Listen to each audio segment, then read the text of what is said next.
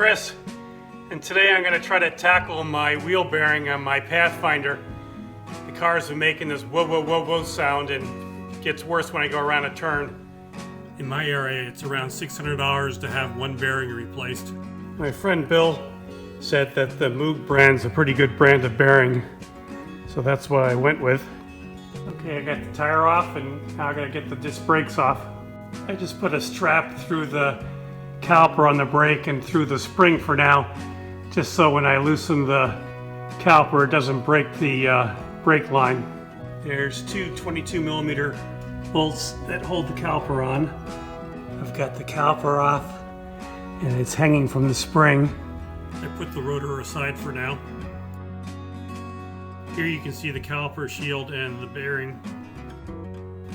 You need to remove this wheel sensor here.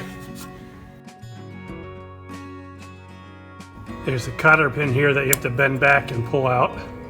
Once you take the cotter pin out, then this crown washer comes off. And then there's a, looks like a 32mm socket to take off the nut. I had to use the impact hammer to get this one off. There's four 17mm bolts that holds the wheel hub on. Pretty hard to get at. Getting the top of the four bolts off.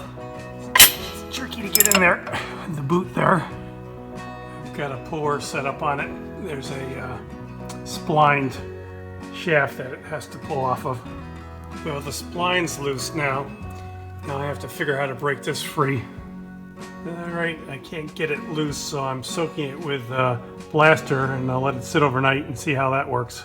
So I wailed on it with a cold chisel and I was able to get the bearing out here. You can see there's corrosion in there I gotta clean out, and I gotta clean the spline out. I've tried to scrape off the corrosion and I cleaned up the spline, and now I'm gonna try to put the new bearing in. I've just pushed two bolts through the back and I've hung the brake shield, and then I'll insert the hub. I've got the one bolt started and I got the three others to get started.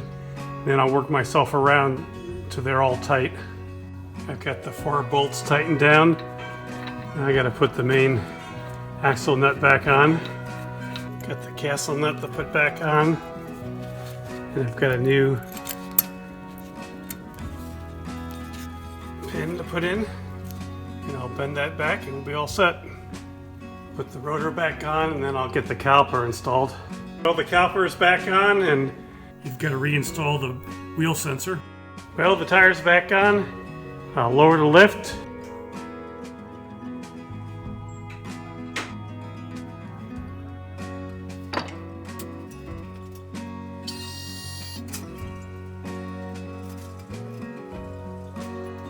Well, it cost me about $90 to do this versus the $600.